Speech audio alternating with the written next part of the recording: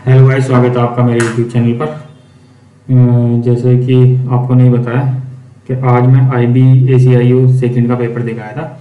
जो मेरा first shift में था, मैं तो उसका थोड़ा सा एनालिसिस आपको बता देता हूँ। सबसे पहले तो मेरी एंट्री थी 7:30 से 8:30 के बीच में एंट्री हुई थी। तो मैंने 7:50 तक एंट्री ले ली थी। लगभग 7:50 तक मैं पहुँच गया था सेंटर के पास। इस वक्त तक मैं एंट्री ले चुका था। और भाई, मेरा ना वहाँ पे सेक्टर 64 में एक है सेंटर, नोएडा सेक्टर 64। सेंटर एकदम मस्त, एसी, फुल एसी वाला। मतलब ये लगा लो कप कप ही चढ़ रही थी एक बार। इतनी अच्छी एसी चल रही थी। मतलब अभी तक मैंने जितने भी एग्ज़ाम दिए, सबसे बेस्ट पेपर मुझे लगा। सबसे बेस्ट एग्ज़ाम सेंटर लगा, पेपर नहीं। तो इसे सबको छोड़ो, मैं तुम्हें बताने वाला हूँ कि कैसा रहा एग्ज़ाम और कैसा आ रहा है एग्ज़ाम मेरा। अब तो आज तो लास्ट ही हो गया, लेकिन फिर भी मैं बताना चाहता था, अपने विचार विमर्श करना चाहता था मैं, और कुछ नहीं बस। तो मैं बताऊं आपको क्या क्या था।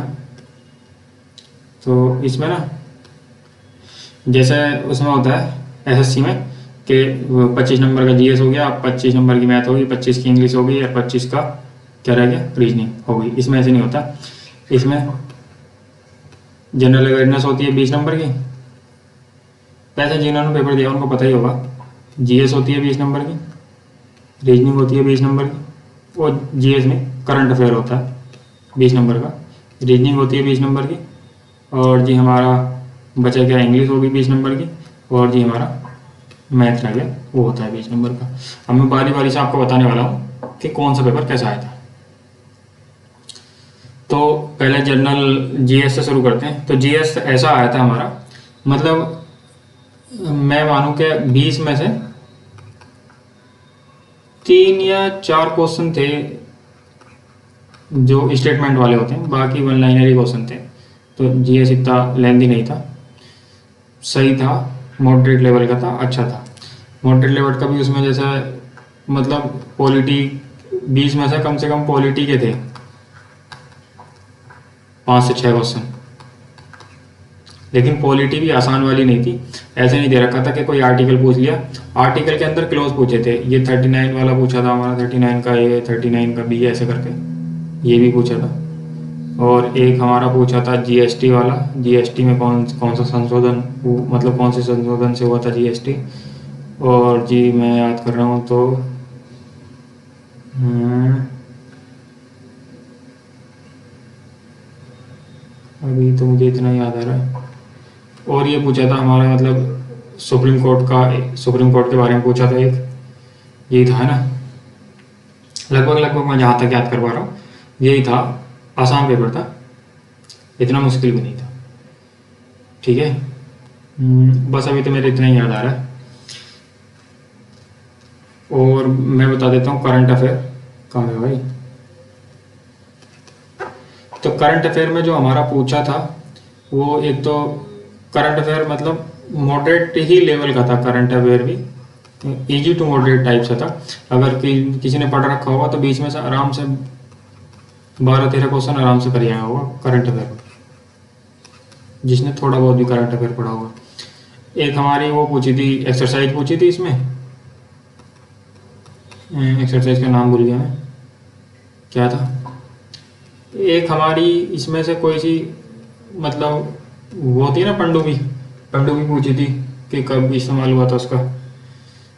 यही थे इसमें, मतलब आराम से कर लेता कोई भी। अब आता हमारा रीजनिंग का। अगला पेज खोल लेता हूँ।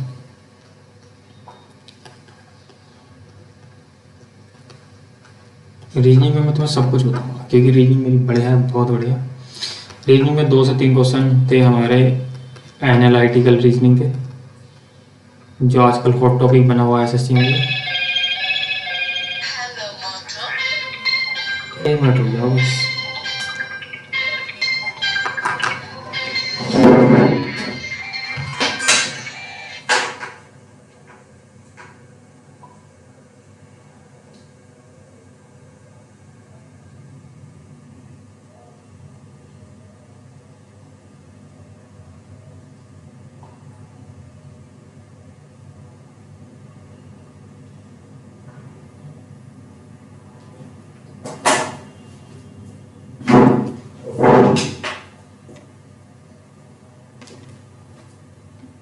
तो हाँ, मैं यहाँ था कि एनालिटिकल रीजनिंग के 2 से 3 क्वेश्चन थे। यही एक ऐसे क्वेश्चन थे जो क्या ना होने वाले थे। कहाँ गए भाई? बाकी जो 17 क्वेश्चन बचे डुएबल थे। एक सीरीज का क्वेश्चन और था जो हाँ थोड़ा मुश्किल था, थोड़ा सोच पाना उसको मुश्किल था, लेकिन इतना भी मुश्किल नहीं था कि हो ही नहीं। तो रीजनिंग तो मैं मानता हूँ अगर किसी ने मतलब ठीक से तैयारी भी की होगी तो 18-19 आराम से रीजनिंग हो सकते थे आराम से। और रही इंग्लिश की बात, अब आते हैं इंग्लिश की तरफ। इंग्लिश में ये था हमारा, इंग्लिश में भी आराम से मतलब 17 से और 19, 17 से 18 आराम से डुएबल थे। PQRS उसमें 2 आए थे, 2 PQRS आए थे।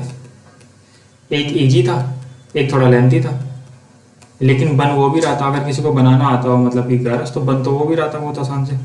एक तो बहुत ही आसान से बन गया था, इसमें भी थोड़ा टाइम लगाते तो ये भी आराम से बन जाता, लेकिन हाँ सेंटेंस लंबे थे इस वाले में।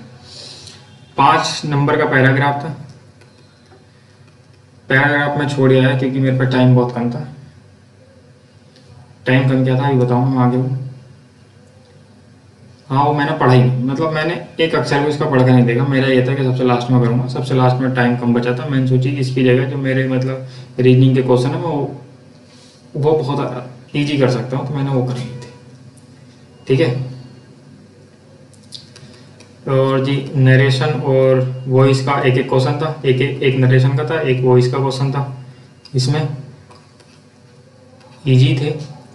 और वो कैब मैं इजी था वो भी, वो कैब भी। और स्पेलिंग पूछी थी इसमें 2। स्पेलिंग मुझे याद नहीं रही, एक तो मुझे याद रही सोमनी लोक्यो करके आता है ना, एक उसकी थी। और हाँ यही थी, मतलब ये स्पेलिंग तो याद नहीं आ रही, लेकिन 2 स्पेलिंग पूछी थी इसमें। स्पेलिंग थोड़ी हार्ड थी, मतलब मुझे तो सारी सही सी लग रही थी इसमें। मेरी पढ़ी हुई नहीं आई थी। तो ये था हमारा इंग्लिश का। अब आते हैं मैथ की तरफ। मैथ में भाई मैं मानता हूँ 16 से 17 के बीच में क्वेश्चन कोई भी कर सकता है। 3 से 4 क्वेश्चन में कैलकुलेशन बहुत थी, बहुत ही ज़्यादा कैलकुलेशन थी। अब मैं बताता हूँ इसमें क्वेश्चन कैसे कैसे आए थे। एक क्वेश्चन था, मैं हर बार कर लेता हूँ, पता ना वहाँ पे जाके क्या हुआ। रेशियो का क्वेश्चन था, एज वाला। पापा की और बेटे की जो एज है वो आज से 3 साल पहले, आज से 3 साल पहले बेटे की एज के डबल का 12 गुना है। डबल से 12 साल ज़्यादा है, मतलब ऐसे इनकी इक्वेशन बन रही थी। फिर उसमें पूछ रहा था हमारा कि पापा की एज बेटे की एज की दुगुना कब होगी। एक सवाल हमारा ये था, ठीक है, मैथ का। और मैथ में एक एसआई का सवाल था, उसमें हमें दे रखा था 25,000 हमारा प्रिंसिपल दे रखा था।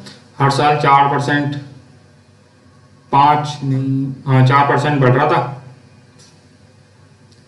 हर साल 4% बढ़ रहा था। तो हमें दूसरे साल के एंड में और तीसरे साल के शुरुआत का अंतर बताना था। इसका ये था।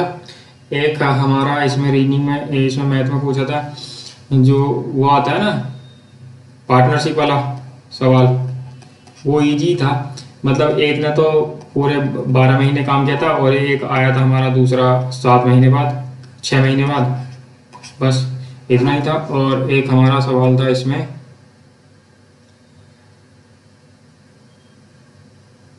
अभी मैं जो याद कर पा रहा हूँ वो बता रहा हूँ, जो मुझे फिल्म में याद आ रहा है ना एकदम एकदम बता के चलूँगा।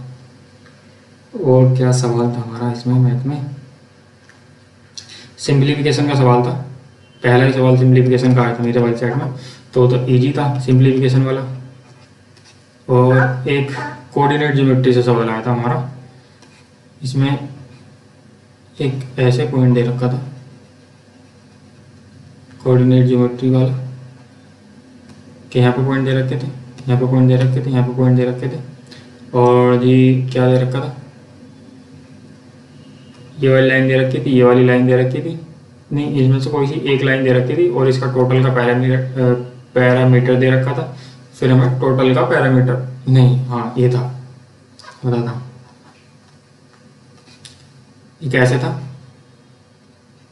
90 के अंदर 90 दे रखा था, इसका एरिया दे रखा था 16, और इसका हमें पैरामीटर दे रखा था 30, टोटल का पैरामीटर मुझे बताना था। एक सवाल ये था, मतलब मैं डिजिट टू डिजिट बता रहा हूँ कि क्या था, ठीक है। और क्या याद कर पा रहा हूँ मैं इसमें,